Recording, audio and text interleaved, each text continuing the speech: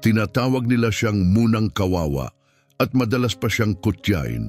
Pero nang umalingaw-ngaw ang boses niya, ang mga taong dati tumatawa ay napapalakpak na lang. Parang isang tunay na bituin ang biglang lumabas sa liwanag. Mahigpit na hawak ni Nuria ang kupas at himulmol na strap ng luma niyang backpack habang naglalakad siya sa maingay at siksik na mga kalsada. Nagngangalit sa sigla ang lungsod, mga bumubusinaing sasakyan, dagsa ng tao, at nagtatayugang gusali ang nakapaligid sa kanya na parang mga higante. Lahat ay bago at di pamilyar, malayong malayo sa tahimik na kanayunan na iniwan niya sa Rondonia, kung saan ang kalikasan ang nagahari at ang katahimikan ang karaniwan. Malayo ang nilakbay niya para makarating dito. Dala lang ang maliit na bag ng damit at isang lumang gitara na nakasabit sa likod niya. Kanina pa, kumakalamang sikmura niya. Ang huling barya na meron siya ay naipambili niya ng lumang koksinha. Ibinenta sa kanya ng kalahati ang presyo ng isang batang lansangan. Hindi na sariwa pero sapat para maibsan ang gutom. Ngayon, sa harap niya, nakatayo ang isang napakalaking gusaling salamin. Doon ginaganap ang mga audition. May malapad na hagdan papasok at nakabitin sa entrada ang kumikislap na gintong bandila na may pamagat ng palabas. Napahinto si Nuria sa gilid ng kalsada, nanlalaki ang mga mata sa paghanga. Naalala niyang minsan niyang nasilayan ng palabas na iyon sa telebisyon ng isang karinderya. May mabait na estrangherong hinayaang manood siya ng ilang minuto. Hindi niya malimot ang sandaling iyon. Ngayon, narito siya, umaasang kung may makakarinig lang sa kanya na kumanta, baka bigyan siya ng pagkain. Hindi niya pinapangarap ang kasikatan, gusto lang niyang kumanta at kumain. Pagpasok pa lang niya sa labi, parang tumawid siya sa ibang mundo. Kumikinang na parang salamin ang sahig. Yumakap sa manipis niyang damit ang malamig na hangin ng aircon. May mga kakaibang amoy sa paligid, mamahaling pabango, makapal na makeup, hairspray. Sinulyapan siya ng gwardiya nang may pagdududa at hindi man lang siya binati. Ang ibang mga babaeng naghihintay ay mukha nang nasa entablado. Perpekto ang ayos ng buhok, mahahaba at makakapal ang pilik mata, trendy ang damit at mamahalin ang mga cellphone. Habang dumaraan si Nuria, narinig niya ang pabulong na tawa at mga bulungan sa likod niya. Yumuko lang siya at hindi umimik. Sa front desk, iniabot niya ang gusot na papel na may pangalan niya. Kinuha yon ng receptionist gamit ang 2 daliri lang na para bang marumi at hindi man lang tumingala. Sinabi sa kanya na maghintay. Mahinang nagpasalamat si Nuria, kinuha ang plastic na badge na may numerong 078 at umupo mag-isa sa malamig na bangko sa sulok. Ramdam niyang nakatingin sa kanya ang lahat. Lalong yumuko ang ulo niya, hinihiling na sana'y maglaho siya sa sahig. May blonding babaeng nakakumikislap na rosas ang dumaan at sinadyang banggain siya. Tumawa iyon ng mapanukso, saka malakas na sabi sa kaibigan, "Hindi ko alam na pwede na palang kumanta ang mga batang kalye ngayon." Nagkunwari si Nuria na hindi niya narinig, pero may bumara sa lalamunan niya. Naalala niya ang lolo niya, lagi itong nagsasabi na ang musika ay galing sa puso, hindi sa damit. Naalala rin niya ang lumang gitarang napulot nila sa basurahan at inayos ng buong pagmamahal gamit ang tape, pandikit at piraso ng kahoy. Hindi lang instrumento ang gitarang iyon, bahagi iyon ng nakaraan niya, ang tanging kayamanan niya. Mabagal ang paglipas ng oras, walang kumausap sa kanya, isang tao lang ang lumapit, isang tagalinis na babae na suot ang kupas na asul na uniforme, pagod ang mga mata at may hawak na walis. Ngumiti ito ng maliit. "Nerbiyosa ka?" tanong niya ng banayad. Tumango si Nuria, nahihiyang ngumiti. "Opo, unang beses ko po dito. Gusto ko lang po sanang kumanta, baka po may makain din." Mas inusisa siya ng babae na ang pangalan ay Ana. "Kumanta para lang sa pagkain? Anong klasing mundo na ba ang ginagalawan natin, iha?" Kahit may timba siyang puno ng mop at masakit ang likod, naupo si Ana sa tabi ni Nuria at tinanong ang pangalan niya. Nagkwento si Nuria ng kaunti tungkol sa sarili niya. Galing siya sa maliit na baryo, nawala ang nanay niya noong bata pa at lolo niya ang nagpalaki sa kanya na puno ng musika at pagmamahal. Ipinaliwanag niyang minsan niyang nakita ang palabas sa TV at hindi niya iyon nakalimutan. Pangarap niyang makakanta sa entabladong iyon, kahit minsan lang. Nakinig si Ana nang hindi nagmamadali, parang taong tunay na may malasakit. Nang matapos si Nuria, dahan-dahang tumayo si Ana at sinabi, "Huwag mong hayaang sabihin ng kahit sino na hindi ka kabilang dito. Lumabas ka roon at kumanta mula sa puso." Iyon ang wala sila. Pero hindi ganon kadali. Lumabas ang isang producer at nagsimulang tumawag ng pangalan. Isa-isa, pumasok ang mga babae para sa kanilang turno. Pero nang dapat turn ni Nuria, nilampasan niya ang numero nito. Itinaas ni Nuria ang kamay at nagsabi, "Excuse po, ako po si number 78. Sumimangot ang lalaki. "Ikaw, sigurado ka? Nasa listahan ka ba talaga?" Itinaas ni Nuria ang papel niya. Pumikit at nagtaas buhay ang producer. "Maghintay ka riyan," sabi niya, at lumakad papunta sa isang babaeng nakapulang blazer na mukhang namamahala. Tiningnan ng babae si Nuria, may ibinulong at umiling. Bumalik ang producer. "May problema sa registration mo. Hindi ka kakanta ngayon." Parang binuhusan si Nuria ng malamig na tubig. "Pero ang layo po ng pinanggalingan ko. Isang kanta lang po ang gusto kong awitin."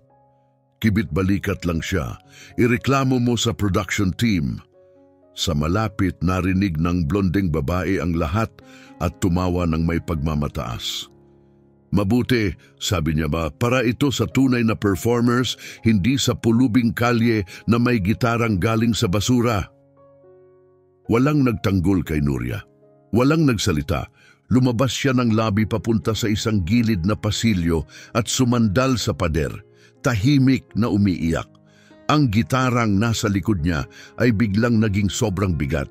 Pagod na pagod siya, gutom, napahiya. Pero sa kaibuturan niya may nagsasabing wag muna siyang umalis. Hindi pa. Maya-maya bumalik si Ana. Sa kamay niya ay isang maliit na pao de queijo, tinapay na may keso. "Palihim kong kinuha para sa iyo," sabi niya habang kumikindat. "Huwag mong sasabihin sa iba." Tinanggap iyon ni Nuria na parang regalong galing sa langit. Mahinang nagpasalamat si Nuria, kumikislap ang mga mata niya sa mga luhang pilit niyang pinipigil. Dahan-dahang hinaplos ni Ana ang buhok niya, nagpapakumbabang aliw. "Huwag mong hayaang patahimikin kanila, iha. May karapatan kang nandito. Huwag mong hayaang burahin nila ang boses mo." Sa malamig at umaalingaw-ngaw na pasilyo, huminga ng malalim si Nuria at niyakap ng mahigpit ang gitara sa dibdib niya. Hindi niya alam kung paano eksaktong mangyayari, pero sa isang paraan o sa iba pa, kakanta siya, kahit sa labas mismo, sa bangketa. Habang nakasilong pa rin sa sulok, dahan-dahang kinain ni Nuria ang mainit na pango de queijo na dinala ni Ana. Iyon lang ang nakain niya at kahit maliit, parang kayamanan ang pakiramdam. Pinipigil niya ang luha hanggat kaya, pilit na kinokontrol ang gutom at emosyon. Ang gitara niyang pinagpatch-patch, yakap sa dibdib, ay parang tanging panangga na lang niya. Hindi lang iyon kahoy at kuwerdas, iyon ang tali ng buhay niya. Abala ang mga tao sa pasilyo, nagkakandara pa sa iba't ibang direksyon. Umaalog ang mga lanyard sa leeg, kumikislap ang makukulay na damit, maingay ang usapan, palahaw na tawa, at sumusunod ang alon ng amoy ng pabango at makeup, lahat naghalo-halo sa nakakahilong gulo. Sinikap ni Nuria na manatiling tahimik at hindi gumalaw sa gitna ng kaguluhan. Sa tapat niya, ang ibang kalahok ay malalakas na nagkukwentuhan at nagtatawanan. May nagvi-video ng Instagram stories, may nagpapapost para sa selfie na parabang sikat na sila. Palaging may hairdresser at makeup artist na umiikot, inaayos ang bawat detalye na parang perpekto dapat ang lahat. May isang babaeng mas kapansin-pansin kaysa sa iba, si Alana. Ang malaseda hanggang bewang na buhok niya ay umaalon na parang kurtina. Ang designer niyang damit, matataas na takong at kumpiyansang lakad ay nagpapaikot ng mga ulo. Kausap niya ang lahat na para bang siya ang may-ari ng palabas at walang nangangahas sumagot. Finalist si Alana noong nakaraang season at natalo lang dahil nagkasakit siya sa finals. Ngayon, halos lahat ay naniniwalang sa taong ito, kanya na ang corona, maliban na lang kung siya mismo ang sumuko. Nang mapadako ang tingin niya kay Nuria, na tahimik na nakaupo sa sulok, nag-iba ang mukha niya. Para bang may nakita siyang bagay na ayaw niya. May ibinulong siya sa dalawang babaeng katabi niya. Sa kadahan-dahang lumapit, tuloy-tuloy ang pagtap sa cellphone. Huminto siya sa harap mismo ni Nuria at tinitigan ito ng walang imik.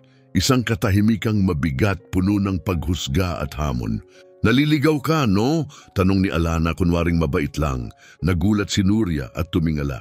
"Hindi, nandito po ako para kumanta." Mahinang tumawa si Alana. "Dito, suot mo yan at dala mo yang bagay na yan." Itinuro niya ang gitara na parang basura. Mukha yang galing sa basurahan. Sumabog ang tawanan sa likod niya. May isang babaeng nagtakip ng ilong ng OA at may isa pang palihim na nag-record sa cellphone. Yumuko ulit si Nuria, hindi siya sumagot. Huminga lang siya ng malalim at nanatiling tahimik, pilit na hindi umiyak. Alam niya sa karanasan na kapag ipinagtanggol niya ang sarili niya, lalo lang silang sasaya. Nang sandaling iyon, pumasok sa pasilyo ang isang babaeng may clipboard, tumatawag ng mga pangalan. Nang makita niya si Alana, lumiwanag ang mga mata niya. "Ay, nandito ka na pala! Perfect! May private room kaming handa para mag-rehearse ka. May sariwang prutas, tubig ng niyog at aircon." Binati siya ni Alana ng halik sa pisngi na para bang matagal na silang magkaibigan. Si Nuria, nasa sulok pa rin, ay nanatiling tahimik. Sinulyapan siya ng babae sa clipboard ng may pagdududa at may ibinulong kay Alana na muling tumawa. Patuloy ang pagdating ng mga kalahok, isa-isa. May halatang kinakabahan, may iba namang parang ipinanganak para sa entablado. Pero karamihan ay tinitingnan si Nuria sa parehong paraan, naguguluhan, minamaliit o para bang nadidiri. May isang pulang buhok na babae na nagtanong sa staff kung nagdagdag ba sila ng bagong charity case sa lineup. May isa pang bumubulong na parang naging biro na raw ang season na ito. Samantala, nagmamadali si Ana sa paglilinis, pilit na habulin ng oras. Nang makita niya ang grupo sa paligid ni Nuria, agad niyang ibinaba ang timba at dali-daling lumapit. "Ayos ka lang?" tanong niya ng mahinahon. Kibit balikat si Nuria. "Nakatitig lang sila, sanay na ako." Tinapik siya ni Ana sa balikat. "Hahanap ako ng mas maayos na lugar na paghihintayan mo." Pero bago pa siya makalakad, may boses na pumutol sa hangin, matinis at matigas. Si Josephine iyon ang coordinator, nakamatataas na stilettos siya, masikip na itim na damit at gintong badge na sumisigaw ng autoridad. Mahigpit ang bun ng buhok niya at ang mukha niya ay walang puwang para sa pagtutol. Hinarangan ng batang to ang pasilyo, malamig niyang sabi, diretso ang tingin kay Ana. "Kailangan niyang umalis, sabihan mo siyang maghintay sa labas." Dahan-dahang tumayo si Nuria. "Naghihintay lang po ako ng turn ko. May badge po ako." Hindi man lang tiningnan ni Josephine ang numero. Walang pakialam. "Hindi ka pwedeng manatili rito. Bumaba ka. May kukuha sa'yo kapag oras mo na." Sinubukan ni Ana na magsalita pero agad siyang pinutol ni Josephine. "Kung ayaw mong bumalik sa paglilinis ng storage room, Ana, mas mabuting huwag kang makialam." Dinampot ni Nuria ang gitara niya. Sumulyap siya kay Ana nang may paghingi ng paumanhin, saka naglakad palayo na nakayuko. Walang nagsalita. Tanging ang matinis na tiktak ng takong ni Josephine ang umaalingaw-ngaw sa likod niya. Sa labas, malapit sa revolving doors, nakakita si Nuria ng metal na bangko at umupo. Pumapasok ang lamig ng bakal sa damit niya. Nakarating ang ingay ng lungsod at kumagat ang hangin sa braso niya. Tinitigan niya ang badge sa kamay at nagtataka kung bakit parang wala siyang halaga sa lahat doon. O mas masahol, kung bakit gusto nilang iparamdam na hindi siya kabilang. Lumipas ang oras. Maya-maya, may batang lalaki na nakaitim na t-shirt at production assistant badge ang lumapit. May earpiece siya at mabilis na nagsasalita sa walkie-talkie. Nang makita siya, huminto siya.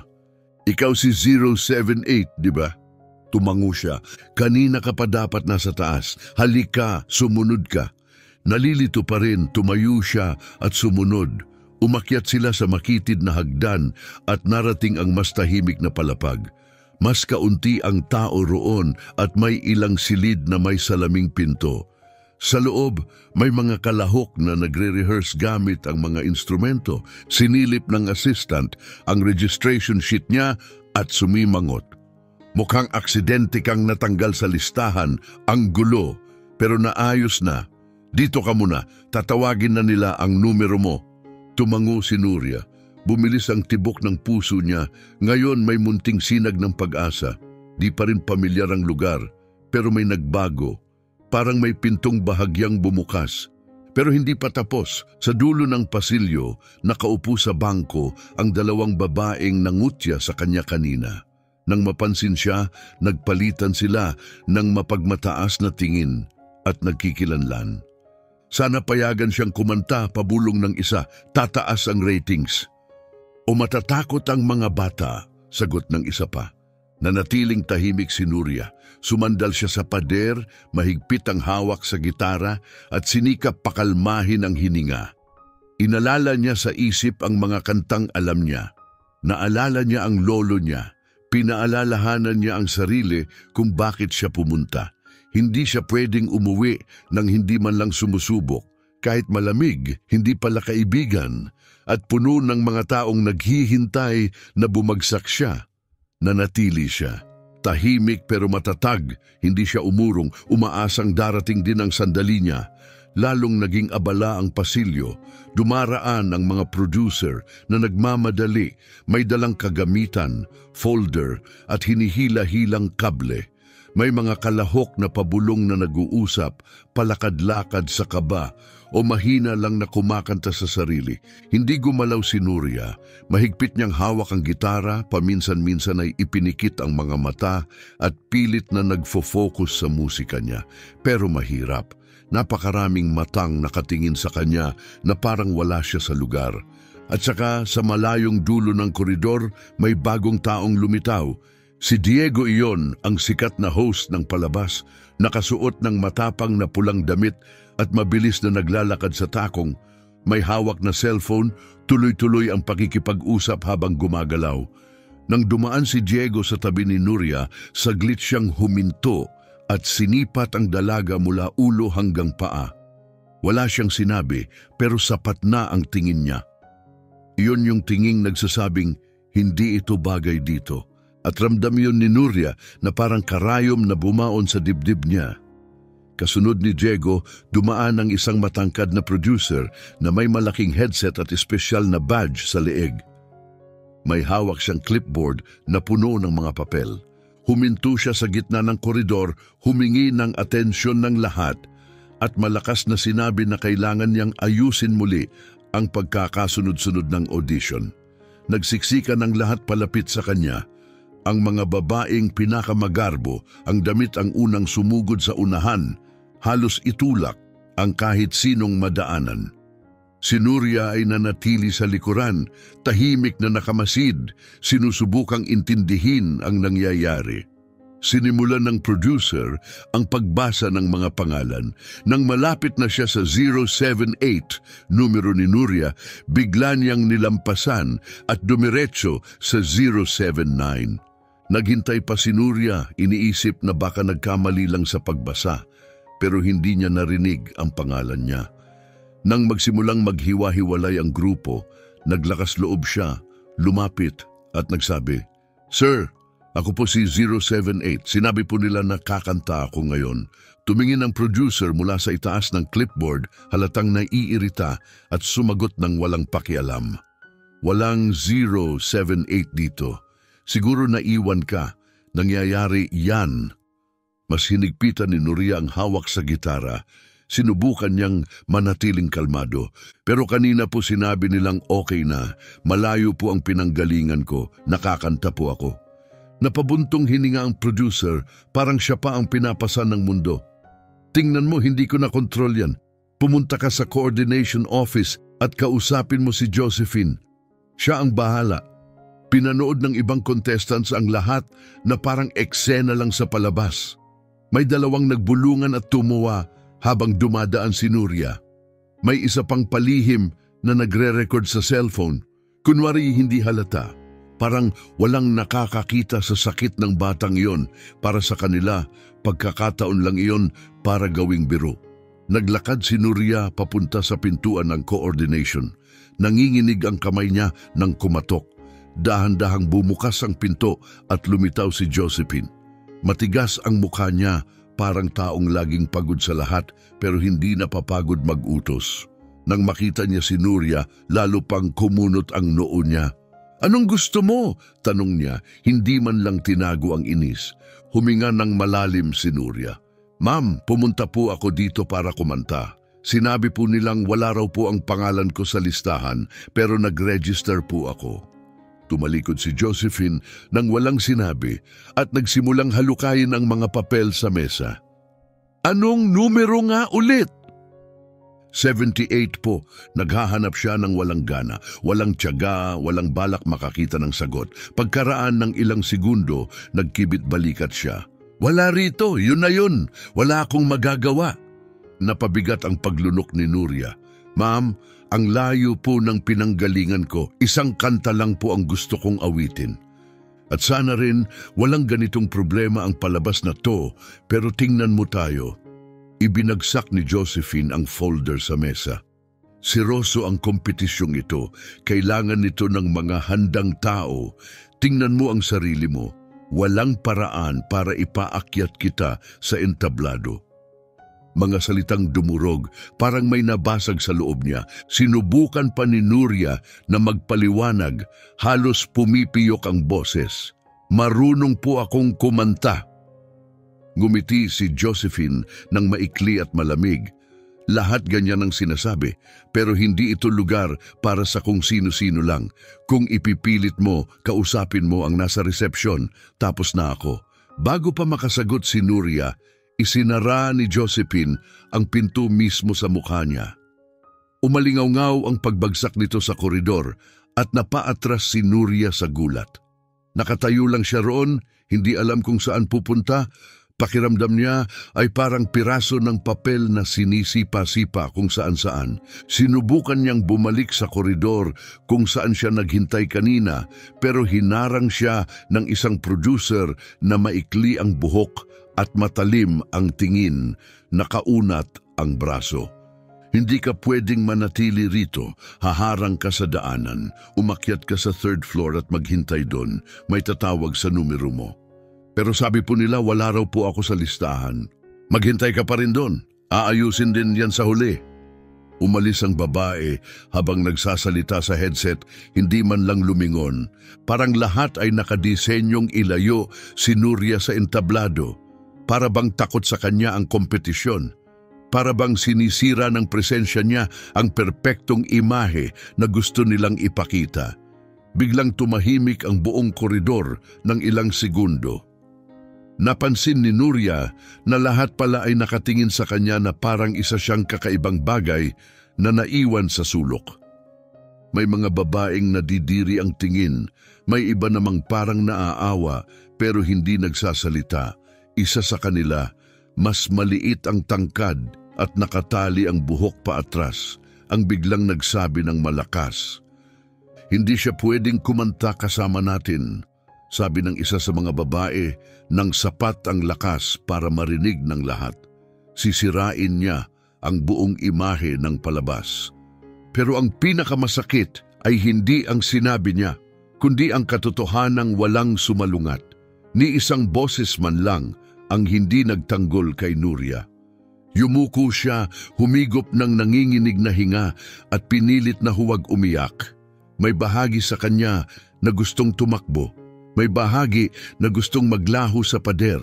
Pero higit sa lahat, gusto lang niyang kumain. Hindi siya naglakbay ng ganito kalayo para lang paulit-ulit na itaboy nang hindi man lang nabibigyan ng pagkakataong kumanta. Masakit na ang balikat niya sa bigat ng gitara, pero iyon din ang pakiramdam niyang tanging bagay na nagtatali sa kanya. Parang kapag binitiwan niya iyon, babagsak ang lahat. Paakyat siyang humatak sa hagdan, hakbang-hakbang, hanggang marating niya ang ikatlong palapag. Tahimik doon, maputla at malamig ang mga dingding at parang nakalimutan na ang buong palapag. Walang ingay, walang tawa, walang kumikislap na ilaw. Katahimikan lang. Umupo si Nuria sa tabi ng pader, nakatiklop ang mga paa, mahigpit na yakap ang gitara sa dibdib. Ang kawalan ng laman sa lugar ay parang salamin ng kawalan na nararamdaman niya sa loob. Masyadong mabilis ang tibok ng puso niya, halos parang humihingi ng paumanhin na hindi siya naging mas matatag. Pero kahit sa katahimikang iyon, kahit matapos ang lahat ng hiya at pagtanggi, may bumulong sa loob niya, huwag ka munang sumuko. Ang bulong na iyon na lang ang natitira sa kanya at sapat na iyon para patuloy siyang huminga. Naglaho ang oras, ilang minuto o baka oras ang lumipas. Hindi na alam ni Nuria. Nakaupo siya roon sa malamig na sahig, hindi halos gumagalaw, parang nagyelo sa oras. Paminsan-minsan ay tutunog ang elevator. Mahina ang yabag ng paa sa malayo. Nakayuko ang mga mata niya, wala nang inaasahan. Minsan ay nakakatulog siya sandali, tapos magigising sa pinakamaliit na galaw. Ang gutom niya ay naging manhid na kirot. Pagod na ang katawan niya, pero ang espiritu niya, kahit wasak, kumakapit pa rin sa pinakamanipis na sinulid ng pag-asa. Samantala ang mundo sa ibaba ay gumagalaw sa ibang bilis, puro kaguluhan at ingay. Nagmamadaling paikot-ikot ang mga crew na may clipboard at script. Gumagapang ang mga kable sa sahig, sinusubok ang mga kamera at nagsisigawan ang mga producer sa headset. Kailangang perpekto ang lahat. Ilang minuto na lang at live na ang kompetisyon at walang gustong sisihin sa anumang delay. Sa dressing room niya, nagdidikit si Diego ng peking pilikmata. Sa kabilang hallway, nagre-rehearse si Alana ng kung anong random na melody habang naka-earbuds, parang pangpakitang tao lang. At si Josephine, gaya ng dati, ay sumisigaw. Ngayon naman dahil wala sa VIP guest room ang detox juice na hiniling niya. At sa gitna ng lahat ng iyon, dumating si Richard. Hindi siya magarbo, simpleng kamiseta lang ang suot, ilang araw nang hindi nag-aahit at nakasabit ang gitara sa isang balikat. Hindi siya naglakad na parang celebrity. Gumalaw siya na parang taong natural na kabilang kung saan man siya naroon. Pero sa mundo ng musika, kilala si Richard. Nakapag-tour na siya kasama ang malalaking banda, tumugtog sa puno ng mga festival, nakapag-record ng mga album at naging hurado sa ganitong mga paligsahan ng higit sa isang beses.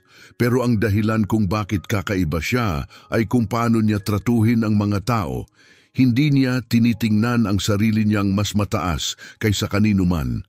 Pagpasok pa lang niya, sinalubong agad siya ng isang producer na may dalang kape at clipboard, halatang gustong magpasikat. Nagpasalamat si Richard, pero lumihis ang tingin niya. Inikot niya ang mata sa paligid, sinisipsip ang enerhiya ng lugar. May pakiramdam siyang may mali. Makinis ang buong setup, masyadong makinis. Lahat ay maayos, maliwanag, parang walang bahid. Pero sa ilalim noon, ramdam niyang may hindi tama. Iyong uri ng katahimikang nagtatago ng hindi komportable. Isang katahimikang hindi payapa kundi pinipigil. Sa ikalawang palapag, habang dumadaan siya sa dalawang babaeng nagkukwentuhan sa may pader, may narinig siyang komento. Pinapasok nila yung maruming babae na may basurang gitara sabi ng isa tumatawa. Saglit huminto si Richard. Hindi siya nag-react. Nagpatuloy lang sa paglakad. Pero nanatili sa isip niya ang mga salita. Pagdating niya sa production room, magalang niyang binati ang mga tao. Halos walang tunay na ngumiti pabalik. Masyadong matigas ang hangin sa lugar. Binati siya ni Josephine sa karaniwan niyang peking init. Buti nandito ka na, Richard. Ang ganda ng araw na to. Ayos na ang lahat at may mga solid na contestants kami.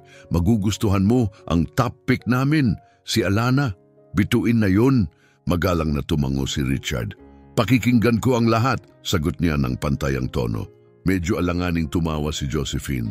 Siyempre. Pero alam mo may iilan na hindi talaga bagay sa imahe ng show. May mga error sa registration. Sasalain na lang sila ng team para hindi na tayo magsayang ng oras. Tiningnan siya ni Richard, neutral ang muka. Anong klaseng error? Ay, wala namang malaki. Ilang tao lang na hindi tugma sa standard ng show. Alam mo na maling itsura, walang polish, walang training. Naiintindihan naman namin ang inaasahan ng audience. Nanahimik si Richard ng ilang segundo. Tapos dahan-dahan niyang dinampot ang gitara at isinabit ulit sa balikat. Bago tayo magsimula, sabi niya, pwede ba akong maglibot? Gusto kong maramdaman ang lugar. Hindi na siya naghintay ng sagot, umalis na lang siya. Habang naglalakad siya sa gusali, mabagal ang hakbang niya, pinagmamasdan ng lahat. Mga koridor, paghahanda sa backstage, mga artipisyal na ngiti, mga birong paulit-ulit na parang ensayo.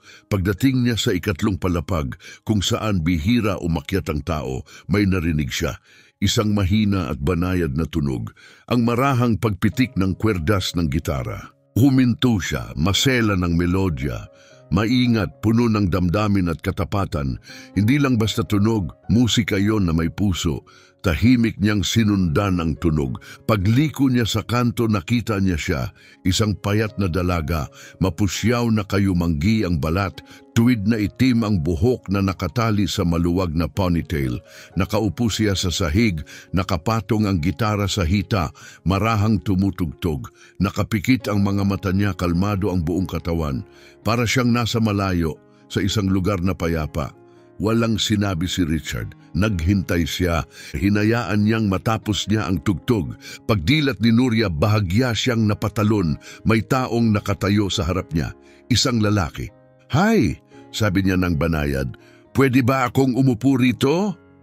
Nagulat si Nuria at maingat na tumango. Dahan-dahang umupo ang lalaki sa tabi niya. Maingat na parang ayaw niyang matakot ang isang ibong maaring lumipad palayo. Anong pangalan mo? Tanong niya. Nuria, mahina niyang sagot. Maganda ang pangalan mo. Ikaw ba yung tumutugtog kanina? Tumingin siya sa gitara at tumango ulit. Ang galing mong tumugtog, taga saan ka? Rondonia, sagot niya. Kaya pala, bumiyahe ka ng ganito kalayo para lang kumanta? Nagatubili siya sa kahuminga ng malalim. Pumunta po ako rito na umaasang may magbibigay sa akin ng makakain. Napahinto siya roon. Hindi agad nagsalita ang lalaki. Bumigat sa hangin ang sagot ni Nuria. Mahilig ka bang kumanta? Tanong niya matapos ang sandali. Mahal na mahal ko po, sabi ni Nuria, tahimik pero totoo. Kung ganon ipakita mo sa akin. Nag-alinlangan si Nuria. Luminga-linga siya, hindi sigurado. Dito po? Dito mismo, sabi niya kalmado at tiyak. Inayos ni Nuria ang isang kwerdas saka nagsimulang umawit. Mahina ang boses niya pero may bigat, isang awit na puno ng pangungulila at paghahanap tungkol sa taong gustong makahanap ng lugar sa mundong lagi siyang itinutulak palayo. Walang arte, walang formal na vibrato pero may katotohanan, may puso. Tahimik na tahimik si Richard habang nakikinig. Nang maglaho ang huling nota, dahan-dahan siyang napahinga, parang kanina pa niya pinipigilan ang paghinga niya. Iyon ay kahanga-hanga, Nuria. Ngumiti si Nuria ng mahiyain at hindi sigurado, kalahating pag-asa, kalahating hindi makapaniwala. Nakapagtanghal ka na ba kahit saan? Tanong niya. Hindi po, sagot ni Nuria. Sabi nila wala raw po ako sa listahan. Nag-iba ang mukha ni Richard. Sino ang nagsabi sa iyo niyan? Yung babae sa koordinasyon, sabi niya hindi raw po ako sapat. Dahan-dahang tumayo si Richard, nag-iba ang tono. Dito ka lang, huwag kang gagalaw, babalik ako. Nanatili si Nuria roon, kumakabog ang dibdib. Hindi niya alam kung may masamang mangyayari o kung may nagawa siyang mali. Samantala, mabilis na bumaba si Richard sa hagdan. Pagpasok niya sa production room, nag-iba ang atmosfera, tumigil ang usapan, napatingin ang lahat. Dumiretso siya kay Josephine. May babaeng Nuria sa taas, sabi niya. Sabi niya tinanggal daw ang pangalan niya sa listahan. Napatawa si Josephine nang maliit, halatang hindi komportable. Ay, siya, oo. May kaunting kalituhan. Siya hindi masyadong tugma sa tono ng palabas. Medyo komplikado. Anong ibig mong sabihin sa komplikado? Basta lumitaw na lang siya. Hindi siya tugma sa profile na binuo namin para sa show. Walang style, walang stage training. Hindi siya makokonekta ng audience. Tinitigan siya ni Richard. Ang audience ang dapat magdesisyon yan pagkatapos nilang marinig siya. Huwag mong kalimutan, isa ako sa hurado rito, Josephine. Hindi lang pang dekorasyon. Sinubukan ni Josephine na manatiling kalmado. Richard, pakiusap. Ayaw namin ng kontrobersya. Pinaghirapan namin ang imahe ng show. Kaya mas mahalaga ang imahe kaysa musika? Hindi siya ang hinahanap namin. Siya mismo ang kailangan nilang marinig. Wala nang sinabi pa si Richard, tumalikod siya at lumabas. Tumahimik ang buong silid sa likod niya. Pagbalik niya sa itaas, naroon pa rin si Nuria sa parehong pwesto. Tumingala siya nang makita si Richard. Inilahad ni Richard ang kamay niya. Tara, kakanta ka! Napapikit si Nuria sa gulat. Totoo ba ito? Maniwala ka sa akin? Sabi niya, matatag ang boses. Dahan-dahang tumayo si Nuria, nakasabit pa rin ang gitara sa likod niya. At sa unang pagkakataon mula nang dumating siya, hindi na siya naglalakad mag-isa. Hindi siya inuna ni Richard. Hindi rin siya iniwan sa likod. Katabi niya siyang naglakad at kahit yun lang, nagbago na ang lahat. Sabay silang dumaan sa hallway ng ikalawang palapag. Maliit at maingat ang hakbang ni Nuria. Si Richard naman ay nauuna ng kaunti. Binubuksan ang daan sa dagat ng technicians, producers at contestants. Lahat na palingon, may mga nagbulungan, may tumitig, walang makaunawa kung sino siya o saan siya galing. Ang isang babaeng may sirang gitara at kupas na tsinelas ay hindi tugma sa imahe ng palabas. Pero wala nang pakialam si Nuria. Sa unang pagkakataon, may naniwala sa kanya at ang paniniwalang iyon ang nagbigay sa kanya ng lakas. Sa main dressing area, nakaupo si Alana sa harap ng salamin. Nag-i-scroll sa cellphone habang inaayos ng makeup artist ang foundation niya. Nasa tabi niya ang dalawang kaibigan, sina Luisa at Ines, nagkukwentuhan. Pero nang makita nila si Nuria sa salamin, bigla silang natigilan. Kinabig nila si Alana at agad itong tumingala. Bumalik siya, singhal ni Alana, tumayo at itinulak ang makeup artist. Lumapit si Luisa at pabulong na sabi, dinala siya ni Richard, kasama niya yung lalaki kanina. Sumikip ang mga mata ni Alana, akala ko tinanggal na siya. Tinanggal nga, sabi ni Ines, pero heto na naman, at mukhang may kakampi na siya. Tumayo si Luisa, halatang kinakabahan. Kapag nakaakyat siya sa stage, kakainin yon ng audience. Maaawa sila sa kanya, baka manalo pa siya. Lalong bumigat ang tensyon sa silid, napadiin ang panga ni Alana, ibinato ang cellphone sa upuan at pinag-cruise ang mga braso. Sandali siyang nanahimik. Tapos dahan-dahan may delikadong kalma, humarap siya sa kanila at sinabi, kung ganon, sisiguraduhin nating hindi siya makakaakyat sa entablado. Nagkatinginan ng dalawa, nanlalaki ang mata. Lumaki ang mga mata ni Ines. Sandali, may plano ka talagang gawin? Hindi ako, sagot ni Alana, kalmado at kumpiyansa. Tayo. Kung nagpunta siya rito mula sa napakalayo na dala ang nakakaawang gitarang yon, ibig sabihin, yun lang ang meron siya. Kaya, anong mangyayari kung ewan ko masira yon ng aksidente? Natawa ng alanganin ng dalawang babae, para lang iyong biro, yung klaseng sinasabi mo pero hindi mo naman talaga gagawin. Pero wala rin sa kanila ang nagsabing huwag dahil ang totoo, natatakot sila. Hindi dahil sa damit ni Nuria o sa pinanggalingan niya, kundi dahil sa boses niya, isang boses na wala pang nakakarinig, pero parang kaya ng pag-aragi ng buong gusali, na para bang may tunay na bagay na paparating para guluhin ang perpektong palabas nila. Naghintay si Nuria mag-isa sa isang maliit na silid sa dulo ng tahimik na pasilyo. Umalis si Richard para asikasuhin ang ilang meeting ng production, pero sinabi niyang babalik siya. Sa ngayon, tahimik siyang nakaupo, yakap-yakap ang gitara na parang baluti. Abala ang buong gusali sa labas, maingay at puno ng galaw, pero walang pumupunta para kamustahin siya. Walang tubig, walang pagbati, walang tagubilin, tanging malamig na katahimikan ng pag-iisa. Pagkatapos, lumitaw si Luisa sa may pinto. Ngumiti siya pero hindi umabot sa mga mata. Malambing at matamis ang boses niya. Hi, Nuria, di ba? Narinig ko ang kwento mo. Sobrang nakakaantig. Ang ganda talaga. Gusto ka lang naming makausap sandali. Ayos lang ba? Nag-alinlangan si Nuria. May kakaiba siyang naramdaman pero wala siyang nakitang banta. Dahan-dahan siyang tumayo. Nasa dulo lang kami ng hallway, sandali lang, sabi ni Luisa, ngumingiti pa rin. Sumunod si Nuria. Ilang hakbang lang ang layo, malapit sa emergency exit, naghihintay sina Alana at Ines, nakasandal sa pader. Madilim ang pasilyo, puno ng mga kahong pangimbak at matapang ang amoy ng panlinis. Huminto si Nuria, mahigpit ang yakap sa gitara. Ano to? Anong nangyayari? Dahan-dahang lumapit si Alana, matalim ang tingin. Akala mo mapapaamo mo ang mga hurado sa malungkot mong kwento, sabi niya. Akala mo makukuha mo ang simpatiya nila gamit ang sirang gitarang yan? Hindi sumagot si Nuria. Hindi niya agad maiproseso ang nangyayari. Sumingit si Ines. Hinding-hindi ka dapat bumalik. Hindi ito para sa lahat, lalo na sa kagaya mo. Bago pa makareact si Nuria, biglang sumugod si Alana at sinubukang agawin ang gitara sa kamay niya.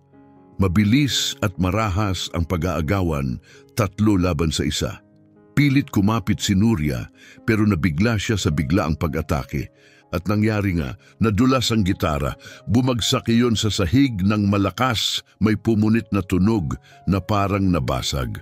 Umalingaw-ngaw ang kalabog sa koridor, sumunod ang mahaba at masakit na katahimikan, biyak ang kahoy, may lamat malapit sa may leeg, pumutok agad ang isang kwerdas. Lumuhod si Nuria at marahang pinulot ang mga piraso na parang buhay ang mga iyon. Nanginginig ang mga daliri niya. Napuno ng luha ang mga mata niya. Sinubukan niyang ituwid ang leeg, baluktot na. Sinubukan niyang ituno ang kwerdas. Ayaw nang tumama. Ang gitara ng lolo niya na paulit-ulit nilang binuhay gamit ang tape at pandikit ay tuluyan ng sira. At kasama nito parang may gumuhurin sa loob niya. Umatras si Alana, kunwaring nagulat. Aksidente yon. Hindi mo kasi hinawakan ng maayos. Humagigik sina Ines at Luisa sa likod niya. Mas ingatan mo kasi gamit mo, dagdag ni Luisa nang mapanukso. Walang nasabi si Nuria, parang hindi kaya ng lalamunan niya.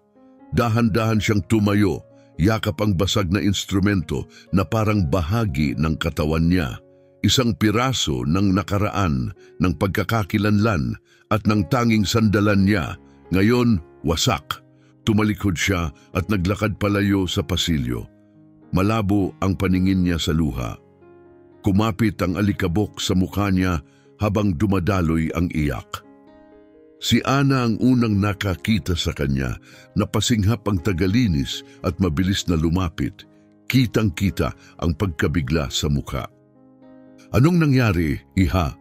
Hindi makapagsalita si Nuria. Ipinakita lang niya ang basag na leeg ng gitara. Napahawak si Ana sa dibdib, nangislap ang mata niya. Sinong gumawa nito sa'yo? Sabihin mo ang pangalan nila. Pero umiling lang si Nuria, hindi niya kayang sabihin, ayaw niya. Dumulas siyang pababa sa sahig sa tabi ng pinto ng studio at niyakap ang natira sa instrumento. Namumula ang mga mata. Yayanig ang loob. Lumuhod si Ana sa tabi niya, matapang pero malambing ang boses. Kakanta ka pa rin, bulong niya, kahit wala kang gitara, kahit pumikit ka at kumanta gamit lang ang boses mo, hindi ka nila mapapatahimik. Sakto namang bumalik si Richard. Pagtingin niya sa pasilyo, napahinto siya. Doon, sa gitna ng ingay, nakita niya si Nuria na nakaupo sa sahig, nakayuko sa harap ng basag na gitara. At parang nag-iba ang hangin, tumakbo siya palapit. Anong nangyari? Mariin niyang tanong. Hindi nagpaliwanag si Nuria. Itinaas lang niya ang naputol na leeg ng gitara. Tinitigan yon ni Richard. Kumuyom ang panga niya. Tapos, tahimik, inalis niya ang sarili niyang gitara sa likod. Lumuhod siya at maingat na inilapag yon sa kandungan ni Nuria. Gamitin mo to. Tumingala si Nuria, nanlalaki ang mata, may luha pa sa pilik mata. Sigurado ka? Walang mas sigurado pa rito, sabi niya, pero may isang bagay akong kailangan sa'yo. Ano po? Bulong ni Nuria. Kumanta ka na parang walang nagsabi sa'yo na hindi pwede. Kumanta ka na parang hindi ka nasaktan.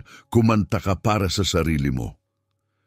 Pinunasan ni Nuria ang luha sa manggas niya. Nanginginig ang kamay niya habang tinatanggap ang gitara ni Richard. Maingat, magalang. Hindi pa nawawala ang sakit, pero sa kailaliman ng sakit na yon, may bago ng umuusbong. Isang bagay na mas matibay, isang bagay na mas malakas. May nagsimulang umusbong sa loob ni Nuria, isang tahimik na apoy na bumubulong. Hindi pa ito ang wakas. Sa kabila ng lahat ng pinagdaanan niya, handa na siyang patunayan na nararapat siyang naroon, na kaya niyang kumanta. Tahimik siyang nakaupo, nakatitig sa gitara ni Richard na nasa kandungan niya. Ayaw gumalaw ng mga daliri niya. Parang natatakot siyang hawakan ng mga kwerdas. Natatakot na baka nabasag din ang boses niya gaya ng gitarang nakahandusay, nasira sa sulok, parang isang bahagi ng sarili niyang naiwan. Nanatiling malapit si Ana, nakaluhod pa rin sa tabi niya. Mahigpit ang hawak sa kamay ni Nuria na parabang sinasabi, hindi ka nag-iisa. Nakatayo si Richard sa malapit, wala nang sinasabi ngayon, pero matalas at matatag ang tingin sa bawat galaw ng production. Isang tahimik na babala, wala nang laro-laro. Sa dressing room, nagtatawanan sina Alana at mga kaibigan niya na parang walang nangyari. Si Josephine ay umiilag, kunwaring hindi problema si Nuria. Sa control room, nagbubulungan ng mga technician sa headset. Hindi sigurado kung aakyat ba sa entablado ang dalaga o may hahanap na naman ng paraan para putulin siya sa huling sandali. Pero may isang bagay na hindi nila kayang kontrolin, ang oras. Kailangang magpatuloy ang palabas. Puno na ang studio, nakaupo na ang audience. At dahil isa si Richard sa pangunahing hurado, hindi nila pwedeng balewalain ang desisyon niya, hindi nang walang kapalit. Gusto man nila o hindi, kailangan nilang payagang kumanta si Nuria, kahit para lang mailigtas ang mukha ng show. Habang tumitiktak ang oras, huminga ng malalim si Nuria, pilit pinapakalma ang bagyong nasa loob niya. Umahon ng mga alaala na parang hangin. Si Lolo na nagtuturo ng chords gamit ang kalyo niyang mga daliri, mga awit ng nanay niya sa tabi ng ilog, mahahabang araw ng gutom, takot, ang walang katapusang daang nagdala sa kanya rito, ang boses ni Alana na nanlilibak sa likod ng mga pader, ang tunog ng kahoy na nabiyak, at ngayon ang marupok na sandaling pwedeng magbago ng lahat. Dahan-dahan siyang tumayo, inayos ang strap ng gitara. Hinarap si Richard. Handa na po ako, sabi niya. Tumingin si Richard ng kalmado. Sigurado ka? Tumango siya. Oo po. Kung ganon, oras mo na, sabi niya. Sige. Lumakad si Nuria papunta sa makitid na pasilyong papunta sa entablado. Madilim ang mga dingding, mahina ang ilaw, matalas sa ilong ang amoy ng bagong pintura. May assistant na nakatayo roon, may hawak na clipboard at may earpiece. Nang makita siya, kumurap ito na parang naguguluhan. Sandali, ikaw ba si Nuria? Tumango si Nuria ng isang beses. May pagkakamali, sabi niya habang binabaliktad ang mga papel. Wala ka sa final list. Baka kailangan mong... Bago pa siya makatapos, lumitaw si Richard sa likod ni Nuria. Siya ang susunod, mariin niyang sabi. Tapos na ang usapan. Napatigil ang assistant sa kamabilis na tumango at pinindot ang headset. May pagbabago tayo. Handa na ang susunod na performer. Lumapit si Nuria sa kurtinang naghihiwalay sa kanya at sa entablado. Sa likod nito, naririnig niya ang host na pinapainit ang audience sa masayang tono. Ngayon, mga ginang at ginoo, umalingaw-ngaw ang boses ni Diego. Paki-welcome natin ang isang bagong boses mula Rondonia, si Nuria. Nagbukas ang mga ilaw, dumulas ang kurtina at lumakad siya palabas. Ang unang naramdaman niya ay ang init ng stage lights sa mukha niya, ang kinang ng sahig, ang lawak ng espasyo sa harap, isang puno na audience, daan-daang mukhang nakatingin, pero walang pumalakpak. Tinitigan lang nila siya, may ilang mausisa, may ilang nagdududa, may ilang mukhang nagsasabing, tingnan natin kung ano to. Tumagilid ang kamera para tama ang kuha sa kanya. Sa may ikatlong hanay may umubo. Narating niya ang gitna ng entablado kung saan naghihintay ang mic sa tamang taas. Tumindig siya, matatag ang tindig, nakatanaw sa crowd. Bumigat ang katahimikan pero hindi siya natinag. Umalingaw-ngaw sa isip niya ang sabi ni Richard, kumanta ka na parang walang nakasakit sa'yo. Pero ayaw niyang isantabi ang sakit. Kakanta siya kasama nito, lahat ng sakit. Bawat pasa, bawat peklat, bawat hakbang sa daang nagdala sa kanya rito. Kumikislap ang pulang ilaw. Live na ang broadcast. Nagsimula si Nuria, tahimik ang unang nota, marahan. Gumalaw ang mga daliri niya sa kwerdas na parang hininga. Hindi malakas ang boses niya, hindi lumilipad na may arte, pero totoo. Malinaw, matatag, tapat. Kumanta siya ng sarili niyang awit, isang simpleng melodya na nagsasalaysay ng isang batang babaeng naglalakad sa nag-iisang daan. Bit-bit lang ang kagustuhang magpatuloy. Noong una, hindi alam ng audience ang gagawin. Walang naglabas ng cellphone, walang palakpak, pero maya-maya, may unti-unting nagbago. Tumigil ang bulungan, tumigil ang paglingon sa katabi, dahan-dahang naging pagtuon ang pag-usisa, naging respeto ang pagdududa. Hindi tumaas ang volume ng boses niya, pero tumaas ang katotohanan nito.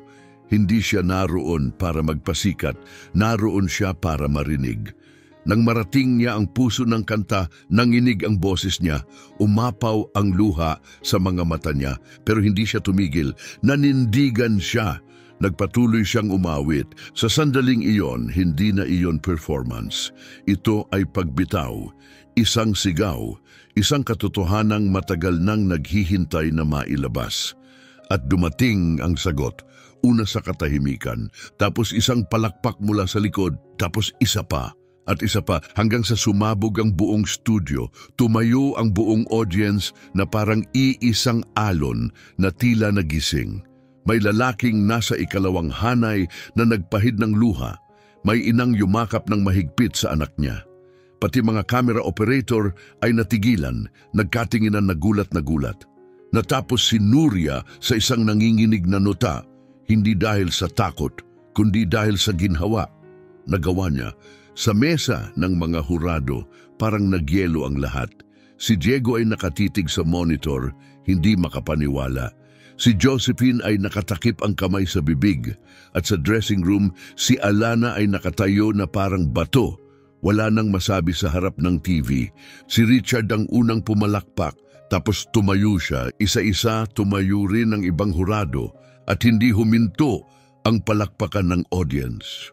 Doon sa gitna ng entablado, dala ang hiniram na gitara, kupas na tsinelas, buhok na nakatali lang ng walang ayos, pisngi na basa sa luha, hindi nagmukhang contestant si Nuria. Nagmistula siyang katotohanan. Tahimik siyang nakatayo sa ilalim ng mga ilaw. Nagniningning ang mukha niya hindi dahil sa makeup, kundi dahil sa damdamin. Hindi humuhupa ang palakpakan, lalong lumalakas. Hindi iyon basta magalang, personal iyon. Parang sinasabi ng lahat sa silid, nakikita ka namin. Hindi siya gumalaw, huminga lang. Niyakap ang gitara ni Richard, nanginginig ang mga kamay, hindi sa nerbiyos, kundi sa bigat ng lahat ng kagagaling lang niyang bitawan. Bumuhos ulit ang luha, dumaloy sa pisngi niya. Ngayon, hindi na niya pinigilan, hindi na niya kailangan. Sa unang pagkakataon, hindi niya kailangang magkunwaring matatag, hindi niya kailangang lumiit, hindi niya kailangang maglaho. Nakikita siya sa gilid ng entablado, nakatayo si Richard na nakatupi ang mga braso, nakamasid, walang malaking ngiti, walang pakitang tao, puro dangal lang, tahimik, matatag na dangal. Yung klaseng nagsasabing, alam ko. Halatang nayanig ang mga hurado. Si Jose, ang pinakamatapang at pinakahigpit sa kanila, pilit pinanatili ang dati niyang seryosong mukha. Pero kahit siya, hindi maitago kung gaano siya naantig. Sa ibang bahagi ng gusali, isang producer ang kinakabahang nakikipag-usap sa isang tao mula sa executive team ng network. Maingat ang tono niya, sinukat, kontrolado. Opo, naiintindihan ko, nakita ko po ang performance. Oo, sobrang lakas nga. Pero kailangan pa rin nating isaalang-alang ang branding ng show. Tama, syempre, si Alana pa rin ang frontrunner. Siya ang may market appeal na hinahanap natin. Sa kabilang linya, ramdam ang bigat ng pressure. Sumabog na sa social media ang pangalan ni Nuria, mabilis na nagtitrending. May isa sa mga hurado ang nagclip ng maikling video ng performance niya at ipinost online. Sa loob lang ng wala pang 20 minuto, umabot na ito sa mahigit 200,000 views at patuloy pang tumataas. Balik sa dressing room, naglalakad si Alana pabalik-balik na parang bagyo. Perpekto ang makeup niya pero nagkakalasog-lasog ang kumpiyansa. Paulit-ulit siyang umiikot sa harap ng salamin, kinakagat ang kuko, bumubulong ng reklamo. Ang loko nito, biglang susulpot yung babae, kakanta ng malungkot na kanta, tapos ngayon kukunin niya lahat sa akin? Sinubukan siyang pakalmahin ni Luisa. Relax, nasa likod mo pa rin ang production. Sabi nila inaasikaso na nila. Tahimik si Ines, nakatitig sa cellphone. Hindi na ako sigurado. Alana, tingnan mo to. Nabaliw na ang mga tao para sa kanya. May hashtag, may fan edits, may comments na sinasabi nilang siya ang nagligtas sa show. Inagaw ni Alana ang phone at mabilis na nag-scroll. Tapos, sa inis, ibinato niya ito sa upuan. Ayaw niyang basahin, ayaw niyang makita ang katotohanan ng ganoon kalinaw. Pero sapat na ang nakita niya at masakit. Samantala, si Nuria ay nakaupo na naman mag-isa, nakasilong sa isang sulok ng hallway. Nasa kandungan niya pa rin ang gitara ni Richard. Tinitigan niya ang mga kamay niya na parang hindi kanya, na para bang kapag hinawakan niya ang mga kwerdas, magigising siya mula sa panaginip, nakakalipas lang niya. Tahimik na bumalik si Richard. Lumuhod siya sa harap niya, matatag at mainit ang boses. Ayos ka lang ba? Dahan-dahan siyang tumingala, kumukurap. Totoo po bang nangyari yon? Totoo, sabi niya, at iyon ang pinakatapat na bagay na nakita ko sa entabladong iyon. Pilit siyang ngumiti pero may bahid pa rin ng hindi makapaniwala. Ano pong susunod? Ngayon, sabi ni Richard, hihintayin natin ang resulta. Isinandal ni Nuria ang ulo sa pader at pumikit. Mabilis pa rin ang tibok ng puso niya pero hindi na ito yung dating takot. Iba na. Pag-asa, nagpatuloy ang show. May iba pang contestants na lumabas. Kumanta sila ng may galing, sumayaw ng sanay na sanay. Pero may nagbago na. Nag-iba ang enerhiya. Hindi na pareho ang reaksyon ng audience. Hindi pagkatapos ni Nuria, parang nireset ng boses niya ang sukatan. Lahat ng sumunod ay parang hungkag. Sa isang pribadong silid, tinawag ang mga hurado para sa meeting. Isinara ni Josephine ang pinto at ibinaba ang boses. Maging practical tayo, sabi niya. May sponsorship deals tayo. Kailangan nating panatilihin ang imahe ng show. Oo, Magaling si Nuria, walang tumatanggi roon, pero si Alana ang mas ligtas na pagpipilian. May team siya, may plano, tugma siya sa format, hindi na siya pinatapos ni Richard. Sinabi na sa'yo ng audience kung sino ang gusto nila at hindi si Alana yon. Uminit ang mukha ni Josephine. Delikado ang posisyon natin. Live tayo. Kung i-adjust natin ang boto, maiiwasan natin ang backlash. Walang makakaalam. Ibig mong sabihin, dayain natin. Hindi dayain, gabayan, protektahan ang binuo natin. Protektahan mula saan? Tanong ni Richard. Mula sa isang batang tinalo, ang paborito mo. Tumigas ang hangin sa silid. Nagkatinginan ng ibang hurado. Alanganin. Si Carla, nakaraniwang diplomatiko, ang unang nagsalita. Hindi ako pipirma sa kasinungalingan. Ang reaksyon ng audience, totoo yon. Hindi mo pwedeng magkunwari na walang nangyari. Tumango si Alvaro, ang pinakabatang hurado. Kung nandito lang tayo para magpanggap na may desisyon, wag na lang. Hindi ako sasabay. Nakatayo si Josephine ng tuwid, mabilis ang paghinga. Tapos walang kahit anong sabi, umikot siya at nag-walk out, ibinagsak ang pinto sa likod. Hindi siya sanay mawalan ng kontrol. Pero sa sandaling iyon, ang buong estrukturang akala niyang matibay, gumuho. Balik sa studio, nagbalik ang host mula sa commercial break. Mas maingay ang crowd kaysa kanina. May ilang nanonood na may hawak na hand-drawn signs na may pangalan ni Nuria, tabingi ang mga letra pero matapang. Online, bumaha ang comments sa feed ng show. Ngayon, #1 trending topic na sa bansa ang pangalan ni Nuria. Lumapit si Pablo, ang host, mix sa kamay, bahagyang mas seryoso ang mukha. At ngayon, sabi niya, narito na tayo sa sandaling hinihintay ng lahat, ang panghuling resulta ng gabi. Pero bago natin i-announce, may isang espesyal na panauhin tayong gustong tanggapin. Nagdim ang mga ilaw. Mula sa gilid ng entablado, may matangkad na lalaking lumabas, naka-light na suit. Si Manuel Santana iyon, pinuno ng isa sa pinakamakapangyarihang record label sa Brazil. Biglang tumahimik ang buong studio. Lumapit siya sa mic, kalmado at taos-puso ang tono. Magandang gabi, hindi ako karaniwang lumalabas sa ganitong mga pagkakataon.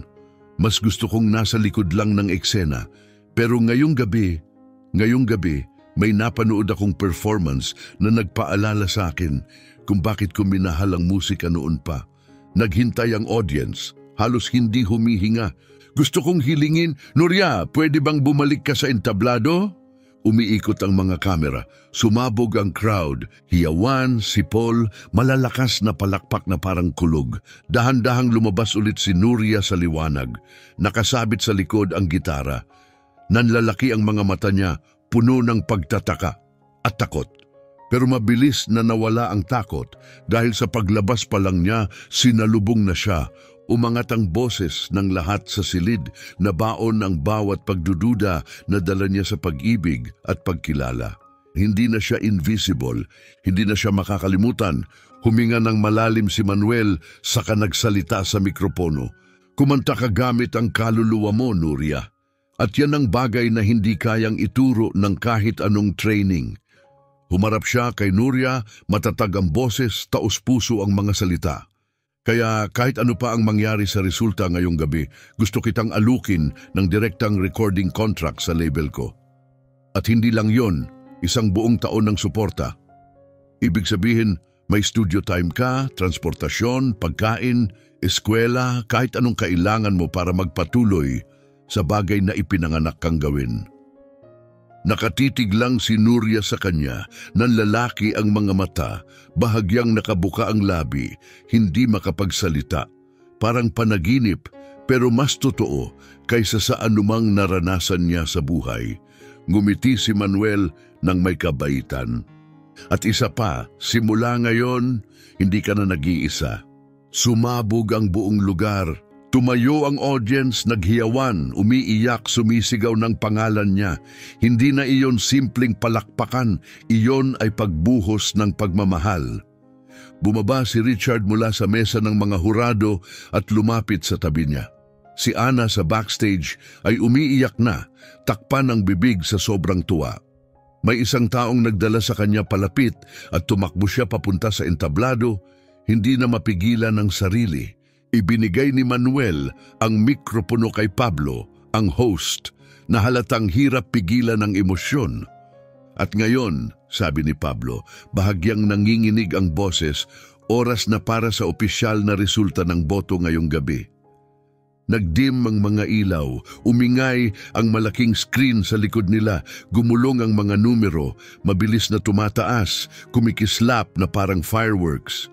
At ang panalo ngayong gabi ay si Nuria. Yumanig ang studio sa hiyawan. Sa isang iglap na nigas si Nuria, tapos nabuhos ang lahat, tinakpan niya ang mukha niya at umiyak. Niyakap siya ni Richard. May assistant na nagdala kay Ana sa kanya at niyakap siya nito na parang inang naghihintay ng isang buong buhay para sa sandaling iyon. Sinubukan pang magsalita ni Pablo pero tinangay din siya ng alon ng emosyon sa entablado. Samantala malayo sa selebrasyon, tahimik na nakaupo si Alana sa dressing room. Bukas pa rin ang TV pero halos wala na siyang naririnig. Inabot niya ang remote at pinatay ito ng walang imik. At doon, sa entabladong akala niya ay para lang sa mga kagaya niya, isang babaeng nais lang kumanta kapalit ng pagkain ang biglang bumaligtad sa lahat, gamit ang iisang bagay na hindi nila inasahan. Katotohanan. Nagpupulupot ang saya sa studio pero sa likod ng kamera nag-iba ang enerhiya. Ang tagumpay ni Nuria ay sumiklab sa social media na parang apoy. Puno ang timelines ng pangalan niya, hashtags, tribute videos, balita sa news headlines. Mga artista, influencers, journalists, karaniwang manonood, lahat pinag-uusapan ang kwento niya, ang boses niya, ang tapang niya. Pero kasama ng papuri, may isa pang bagay na nahila sa liwanag, ang katotohanang sinubukang itago ng show. Naglabas ang isang backstage technician ng video na nagpapakita kay Josephine, ang coordinator, na tinataboy si Nuria dahil hindi raw tugma sa itsura ng show. Lumitaw din ang isa pang clip mula sa isang contestant na nagsisisi sa bahagi niya, na nagpapakitang tumatawa sina Alana, Ines at Luisa habang pinag-uusapan ang plano nilang sirain ang gitara ni Nuria. Nag-viral ang mga video. Kinabukasan ng umaga, nagtipon ang mga reporter sa labas ng gusali ng network, humihingi ng sagot. Gusto ng press ang buong kwento. Humihingi ng pananagutan ang mga manonood. Lahat gustong makilala pa ang batang babaeng nagbunyag ng isang sistema. Nang hindi man lang nagsalita laban dito, hindi na pwedeng manahimik ang network. Kailangan nitong kumilos, mabilis. Nang hapon ding iyon, nagbasa ng formal na pahayag ng live sa pangunahing news broadcast ng istasyon. Matapos ang internal na investigasyon, natukoy namin ang seryosong misconduct na labag sa mga pagpapahalaga ng channel na ito at sa pangako naming maging patas. Agad na inaalis sa programa ang production coordinator na si Josephine Moraes at ang host na si Diego Vasconcelos. Humihingi kami ng pampublikong paumanhin kay Nuria Ferrer at muling pinagtitibay ang aming pangako sa diversity, respeto at integridad. Parang bomba ang dating ng anunsyo, walang inaasahan na aamin ng ganon kalantad at sa pambansang telebisyon pa. Pero huli na para mabawi ang tiwala ng publiko. Pinili na ng mga tao ang panig nila at hindi iyon panig ng production. Maya-maya inimbitahan si Nuria sa isang sikat na morning talk show. Tahimik siyang dumating, simple ang suot, nakatali ang buhok at may parehong malambot at disiguradong ngiti. Hindi siya nag-iisa, kasama niya sina Richard at Ana. Tatlo silang lumakad papasok sa set habang nakatayo ang buong audience sa palakpakan. Mainit siyang tinanggap ng host pero kahit ang mga tanong na sinadyang magpapaiyak sana ay parang hindi na kailangan. Dahil hindi dramatiko magsalita si Nuria. Tapat siya. Gusto ko lang pong kumanta, sabi niya ng diretsahan, Hindi ko kailanman inakala na magiging ganito ang lahat. Pumalakpak na naman ang tao. Si Ana ay napaluha mismo sa live TV. Si Richard ay walang sinabi. Umupo lang sa tabi niya, nanlalabo ang mata sa tahimik na pagmamalaki. Wala nang kailangang idagdag. Alam na ng lahat ng nanonood kung ano ang nagawa ng batang iyon. Pero may hindi inaasahang nangyari bago matapos ang araw. Sa backstage ng network, habang naghahanda na si Nuria na umalis, 3 pamilyar na figura ang lumitaw sa hallway. Sina Alana, Ines at Luisa. Wala na ang matataas na takong, wala na ang makapal na makeup, walang cellphone sa kamay, wala ring mapagmataas na tingin. 3 babaeng nakayuko ang ulo, mabagal ang lakad, halatang nagbago. Si Nuria ang unang nakapansin sa kanila at napahinto. Lumapit sina Richard at Ana pero hindi nakialam. Naghintay lang sila. Si Alana ang unang nagsalita. Lumapit siya, tumingin kay Nuria. Pumunta ako para humingi ng tawad, mahina niyang sabi. Hindi sumagot si Nuria. Tinitigan lang niya siya, naghihintay. Grabe ang ginawa ko sa'yo. Mayabang ako. Akala ko dahil kumpleto na ako rito. Itsura, suporta, fans. Pwede kong tapakan kahit sinong hindi kagaya ko. At ngayon, nakikita ko na mali ako. Wala nang pumipilit sa'yo. Ang sandaling iyon, ang simpleng pangungusap na iyon ay nanatili kay Nuria ng matagal. Pero ilang linggo pa ang lumipas bago may nangyari na hinding-hindi niya malilimutan. Unang malaking pagtatanghal niya iyon mula nang matapos ang finale ng palabas, isang open-air concert sa puso ng lungsod. Inihanda iyon ng lokal na pamahalaan, malaking entablado, maningning na ilaw at napakalinaw na tunog. Malakas ang promosyon ng event at dumagsa ang mga tao mula sa iba't ibang lugar para punuin ang plaza. Unang beses iyon nakakanta si Nuria ng live hindi bilang contestant kundi bilang sarili niya. Kinakabahan siya pero ngayon halong saya. Napakalaki ng crowd, may suot na t-shirt na may pangalan niya, kumakaway ng mga karatula, may hawak na mga banderang pininturahan ng kamay, umaalon ang hangin sa pananabik. Nasa gilid ng entablado si Ana, taas noo ang cellphone para makuha ang bawat segundo. Mas malayo naman si Richard, nakatupi ang mga braso, may tahimik at mayabang ng ngiting puno ng pagmamalaki. Pero ang hindi inaasahan ng kahit sino ay kung sino pa ang dumating. Sina Alana, Ines, Luisa. Hindi sila nasa backstage para makipagkompetensya. Mga bisita sila. Inimbitahan mismo ni Nuria. Sa kalagitnaan ng concert, inanyayahan niya silang umakyat sa entablado. Nag-atubili ang crowd, umalingaw-ngaw ang kalituhan. May ilan pang bumuo. Pero lumapit si Nuria sa unahan, hinawakan ng mikropono at nagsalita. Kalmado ang boses niya, malinaw ang mga salita.